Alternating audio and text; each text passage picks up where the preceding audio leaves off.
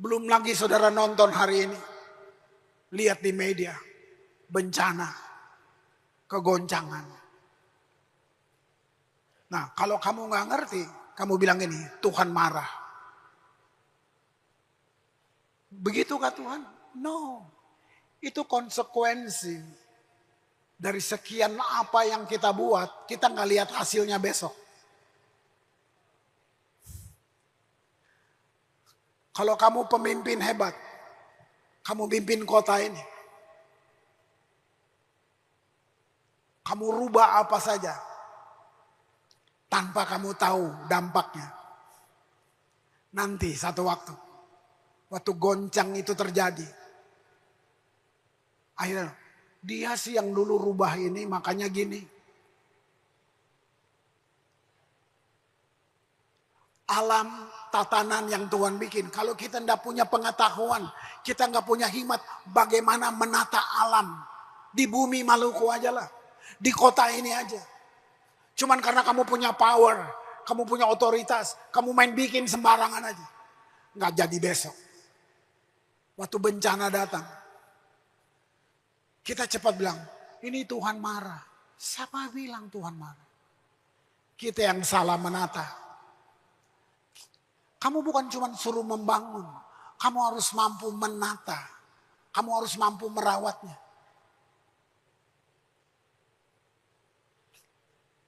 Dalam segala hal. Itu konsekuensi. Tapi kita cepat bilang Tuhan marah. Itu Injil yang lain yang saya maksud. Yang kita salahin Tuhan. Sekarang mendengar Tuhan. Tadi mimpi. Mari kita lihat. Ibrani 12, 26. Waktu itu suaranya menggoncangkan bumi. Dengar apa? Suaranya. Suaranya tuh kalau saya terjemahkan kira-kira gini. Tuhan memperingatkan manusia. Itu. Kenapa kamu buat ini dulu? Kenapa kamu rubah tatanan ini? Kenapa kamu main bikin ini aja? Sekarang ia memberikan janji. Satu kali lagi aku akan menggoncangkan. Bukan hanya bumi saja. Melainkan langit juga. Dengar, ini bukan kemarahan. Ini suara yang mengingatkan. Buat manusia. Terus 27. Ungkapkan satu kali lagi. Menunjuk kepada perubahan. Pada apa yang dapat digoncangkan.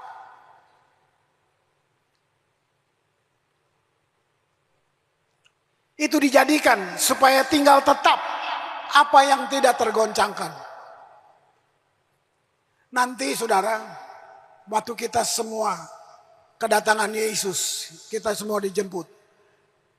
Akan ada langit baru dan bumi baru. Karena manusia yang hancurkan ini. Wow. 28. Jadi karena kita. Nah di sini ada perbedaan. Karena kita. Pastikan kita itu saudara. Ngomong buat diri. Kalau kamu yang punya otoritas. Dalam hal apa di mana. Di perusahaan, di kantor.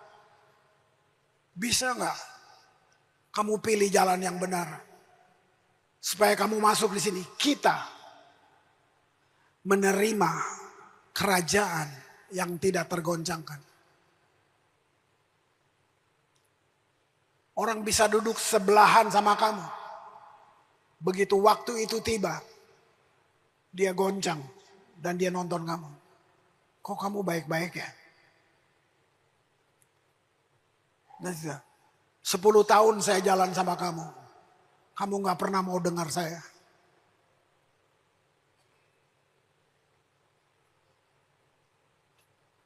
Tapi udah telat.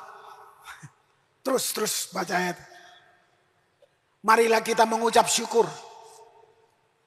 Mengucap syukur itu lebih dari dokter. Kemarin ngomong sama Joji, kita diskusi di mobil, yang udah olahraga, udah six pack, jantung. Udah jaga kesehatan, udah jaga semua, masih cuci darah. Padahal kamu yang percaya, yang saya bilang, waktu kamu lahir baru, Yesus, Roh Kudus, Bapa, semua di sini. Nah, ucap syukur itu obat di atas segala obat.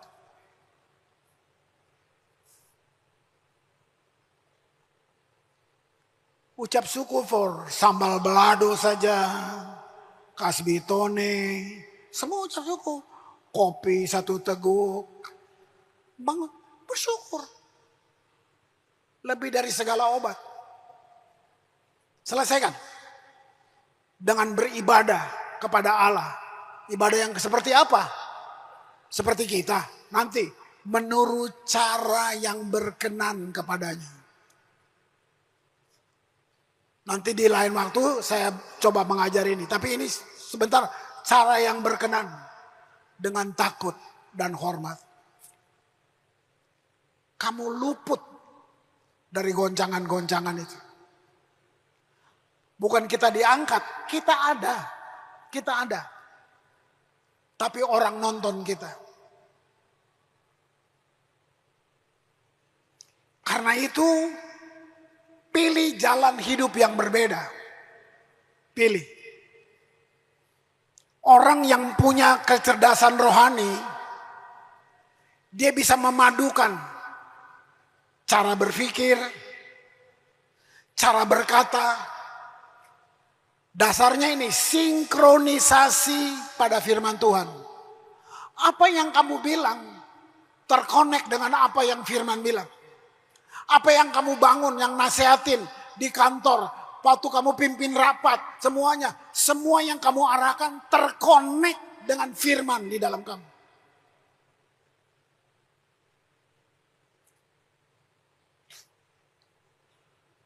Saya mesti bilang, kalau ada para hakim di sini, kamu boleh Kristen, saya mesti bilang, hakim dunia akan dihakimi. Karena kamu akan diperhadapkan dengan keadilan yang mengagetkan kamu. Yang menurut kamu adil.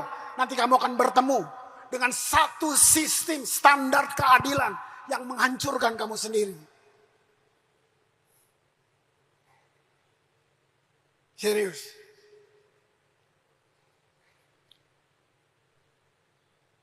Tapi waktu kita percaya, kamu boleh ditekan orang dia. Biarin orang yang ganggu kamu, tekan kamu, dia sedang tekan pemiliknya, ownernya. Dia sedang menghina Yesus yang ada di dalam kamu. Sekarang kamu belum lihat, tenang aja, tenang aja. Tenang aja. Tenang aja. Nah ini tentang pilihan. Ini udah orang yang bangun bait Allah, saudara. Dulu saya meragukan, tidak ada orang sekaya Salomo. Saya meragukan. Tapi waktu riset Tuhan, memang benar Tuhan gak main-main. Mari kita baca Pengkhotbah 2 ayat 11. Ketika aku meneliti segala pekerjaan yang telah dilakukan tanganku dan segala usaha yang telah kulakukan untuk itu dengan jeripayah. Bagus dong. Dia bekerja keras. Itu dia bilang ini, lihat, segala sesuatu adalah kesia-siaan. Ini kembali tentang jalan yang kamu pilih. Ini saya cuma baca di media. Yang punya tambang, yang punya ini, lagi ketakutan, dikejar semua. Usaha menjaring angin. Memang tidak ada keuntungan di bawah matahari. Kalau dibilang ini orang pilihan Tuhan. Ini Salomo. Saudara, saya bedah literatur. Dia bangun bait Allah loh saudara. Kurang apa? Kalau kita pakai bahasa transaksi dengan Tuhan. Kayaknya dia udah persembahkan yang paling baik. Tahu nggak bait Allah yang dia bangun? Nggak ada semen, semuanya emas. Semua logam mulia, emas, perak, logam mulia semua. Wow. Nah, dihitung biayanya dalam kurs itu 1.700 triliun untuk bait Allah aja. Rubuh tuh. Rubuh tuh, habis. Apa pelajarannya? Tuhan lagi bilang, firman yang bilang, kamu bait Allah. Kamu lebih dari 1.700 triliun. Kamu bait Allah. Itu benda. Itu benda. Nah, tapi kita berapa besar atau berapa takaran kita dengan Tuhan yang kasih itu buat kita.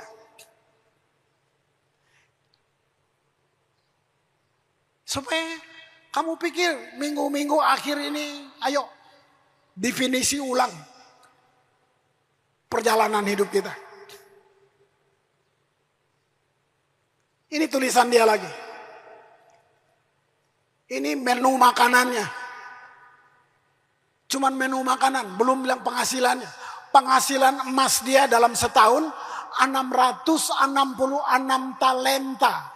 1 talenta 34 kilo.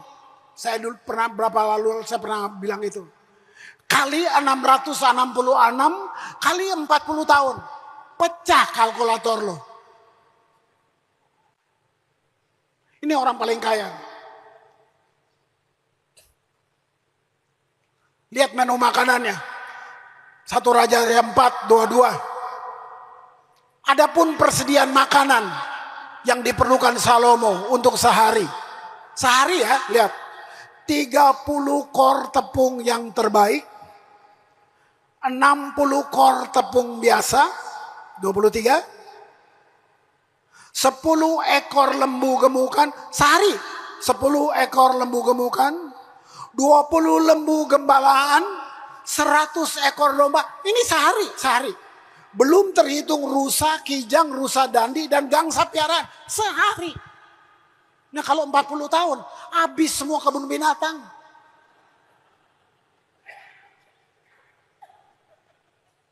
Ada nggak yang bikin menu makanan kayak gini?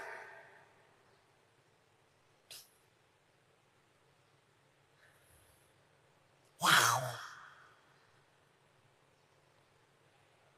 Ambil kata yang dia bilang ini, di bawah matahari. Artinya kita ada dalam satu sistem yang tertutup. Di mana pikiran Allah belum menjadi satu bagian dengan kamu. Lu bawa mati nggak uangmu? Padahal mati juga perlu uang kan? Iya, masa buang di depan di laut? Itu. Ngeri gak? Mobil lu taruh di peti mati gitu. Di kuburan. Tas-tas bagus. Semuanya. Kira gak? Bukan Tuhan melarang kamu kaya. Salah. Tapi kita nggak ngerti jalan yang kita pilih itu. Silakan. Ada di bawah yang tertutup. Arti lain daripada di matahari ini. Diciptakan tidak untuk yang kekal. Artinya gini, nilai-nilainya sementara. Jawaban yang kamu dapat di bawah matahari cuma buat bikin senang tubuh kita aja. Nggak ada yang salah dengan itu. Masalahnya kita berhenti di situ. Itu segalanya buat kita.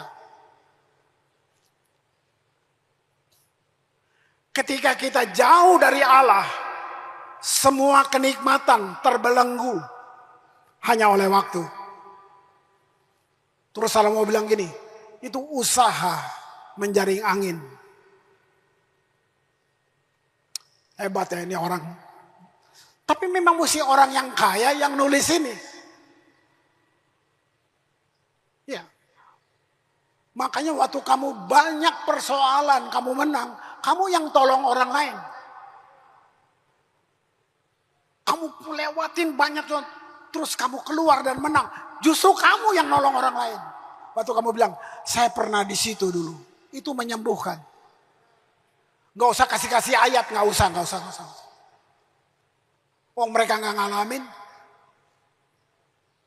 Wah, ya gak panjang. Mari worship team, saya panggil, naik. Yohanes 14 ayat 6. Akulah jalan. Ya, saudara udah tahu. Dari sekolah minggu lah isu tahu. Bukan cuma jalan, kebenaran. Jadi artinya gini, gak bisa salah. Dan hidup. Udah jalan, benar, hidup. Artinya gini, gak mati loh. Keren gak? Hebat gak? Gak ada seorang pun yang datang kepada Bapa kalau gak melalui aku.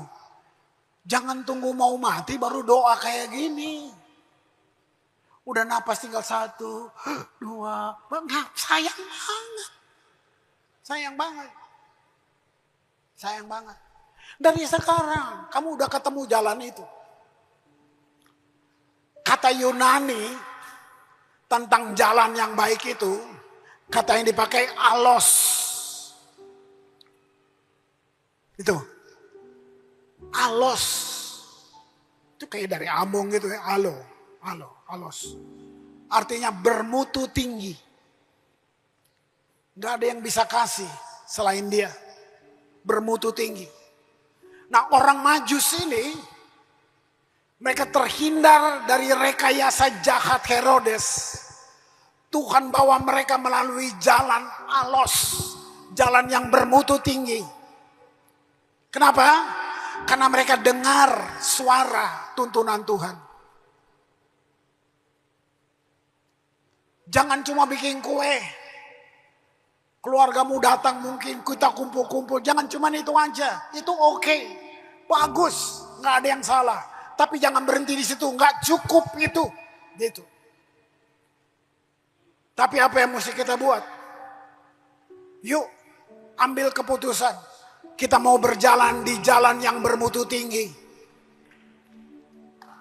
Luar biasa nggak? Wow. Tujuan kita walk in love adalah untuk menyelesaikan misi Bapa dalam hidup kita masing-masing. Jangan pilih jalan Herodes, tapi pilih jalan yang Yesus tunjukkan.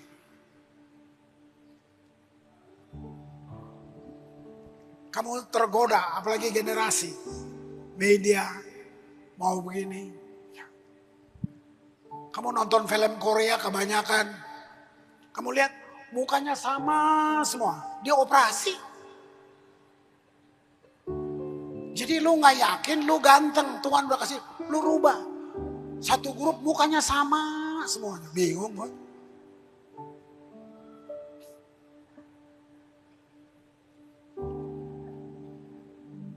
Nah ikut kemajuan zaman, ikuti.